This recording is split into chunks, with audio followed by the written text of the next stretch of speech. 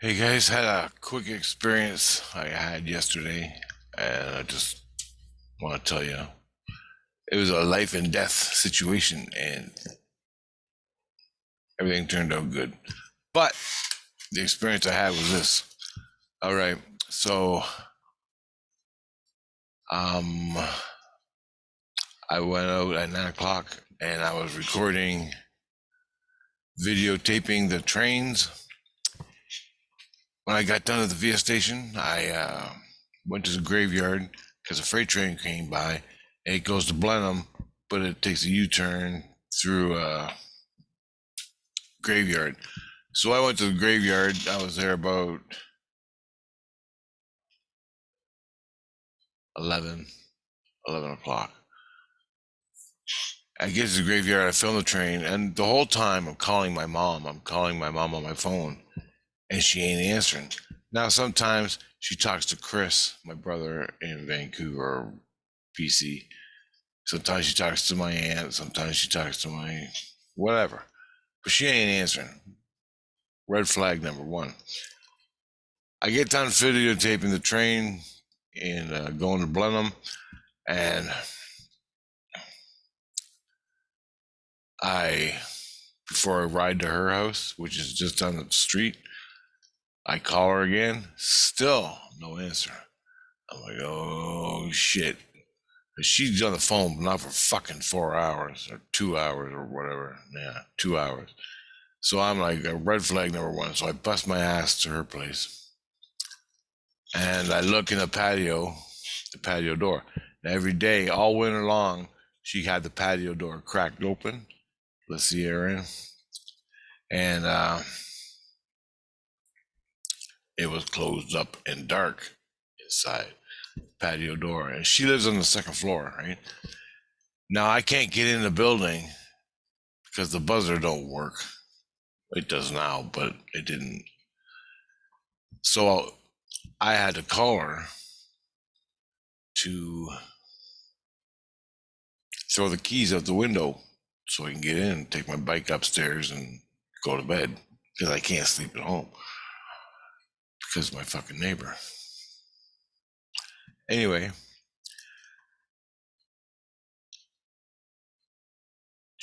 I buzz just for the hell of it. I buzz, bing, and it didn't work. She ain't answering. So I lock up my bike. I lock up my bike on and then I'm waiting for someone that I know to come home so I can get in the building. So this guy, he drove in. I don't know him from nothing, but he knows me because I'm there every day. He goes, "Yeah, I'll let you in." So I go up and I'm pounding on my mom's door, and for like 5 minutes, I'm pounding on the door, and I can hear the radio on or the computer on in her apartment, but I don't know.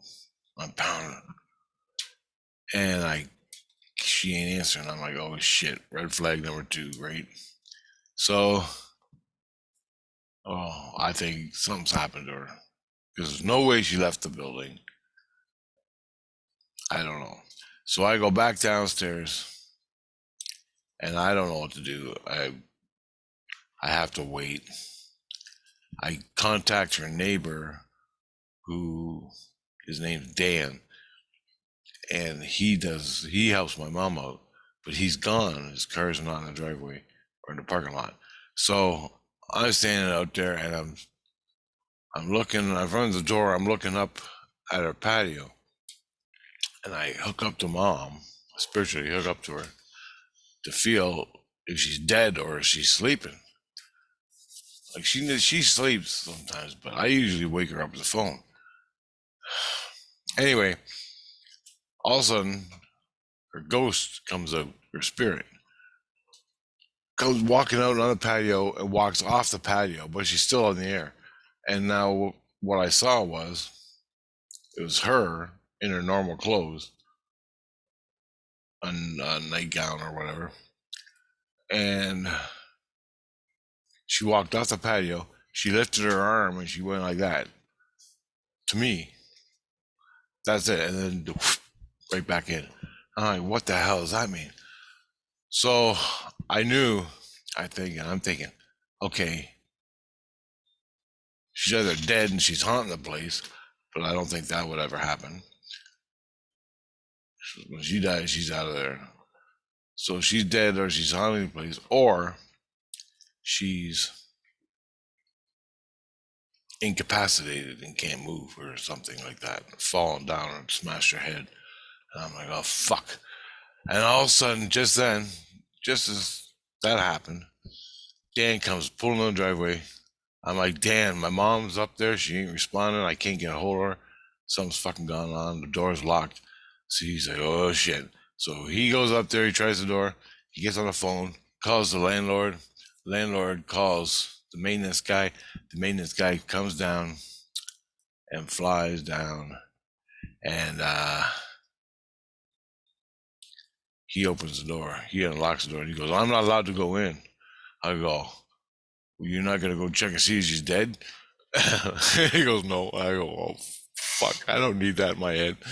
I don't need that in my head, man. Like, I don't know you don't know what to expect. And I don't want to see, I can't deal with that. Anyway, I got to deal with it. He ain't going in. She's naked and all that. Fuck. But I went in anyway because no one else would go in. So the door's unlocked. I open the door and all the lights are off. I'm like, oh, shit. And so I walk in, I look, and the radio in her bedroom's on. So I go, okay, she's in her bedroom. So I walk in and she's laying on a bed away from, not facing me, away from me. And I'm like, oh, fuck, oh, fuck, oh, fuck, oh, fuck. So I went over to her and I'm poking her on the shoulder. Mom, are you dead? And she rolls over and she looks at me and all she could say was, Richard, like that. And then blah, blah, blah, blah, blah, blah, blah, and she was like gone, totally gone. I'm like, oh, fuck, she had a stroke or a seizure or something. I don't know what. I don't know. And I go, I'm getting you some help. Don't move. Just lay here and relax and have nice dreams. And so I ran out the fucking door, called the fucking ambulance. She's still alive. So he calls the ambulance. The ambulance is coming. The ambulance guys get there. They bring up a chair for her to sit in. But I'm thinking she's damn near dead. And she's a diabetic, I guess. She takes needles, insulin. So what happened was this. They took this big syringe full of medicine, or he goes, breakfast in a bottle. And my mom's still not responding. She's just, and I told the guys, yeah, she's on insulin. I don't know nothing about insulin. I don't know nothing about the 3 drugs she's got on for her blood pressure. So I'm like, I don't know what the hell's going on. I thought she had a stroke because I've seen stroke people or seizure people. I told them that, and I got the drugs. I got them everything she's about, her insulin and that. And they go, oh yeah, she crashed. And I'm like, oh fuck, what's that mean, right? And basically, the guy takes the bottle, and he squirts a great big syringe, and he goes, squirts it in her blood, and she went, whoop. Hey, how you doing, guys? What are you doing here? What's going on?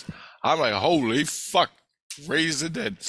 And then fuck, I couldn't believe it, man. She's up, she's talking, she's doing all her stuff, and I couldn't believe it. And I go, what the hell happened? You just gave her some water? And he goes, it's basically breakfast in a bottle. And you squirted it in. What happened was her blood sugar, she OD'd on her insulin, and she plummeted. She was supposed to be at 35, I guess, whatever that means. She's supposed to be at 35 blood sugar levels or something, or whatever that means. But she crashed down to 1. And the doctor said, well, if you wouldn't found her, if you wouldn't have found her, she'd be dead. So, brownie points for me and Jesus. Yep. Anyway, I got dirt on my shirt from yesterday. But anyway, I saved her, so that's good. That's brownie points for me. And that was it. We spent the day in the hospital. They checked her all out. She's going to get home help. Someone's going to come and see her every other day or something like that. But the thing was, I didn't know her situation. She came out on the patio, her spirit, her soul came on the patio, looked at me, and pointed over the parking lot. I don't know what that meant, but it told me she's incapacitated or she's haunting the chapel, you know? So I don't think she was haunting the chapel, like her apartment. She was incapacitated. So she came out of her body to motion to me because I hooked up to her. I said, "What the fuck are you doing?" And she came out. It only lasted a second, 2 seconds. I saw her. What I saw was my mom with her nightie on come out on the patio like a ghost. You could see through her. You could see through her, but she was still color. And she pointed, turned around, and went back in. Then I knew, oh shit, something's going on, man. And that's my experience. That was my day yesterday. And I had no sleep at night because of fucko next door. So I was pretty much a vegetable all day. And I didn't eat. Because I had no time to eat lunch or anything. I didn't eat till 9 o'clock. Fuck.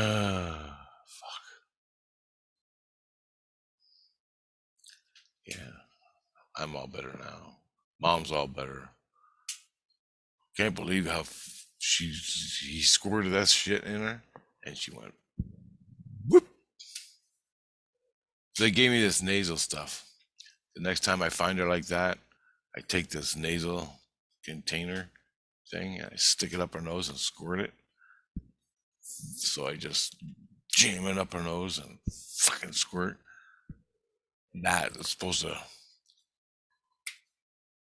juice her to wake up out of sugar water, I guess, or insulin, or I don't fucking know what it is.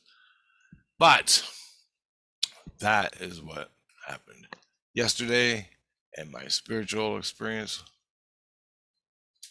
And I saved my mom, so that's cool.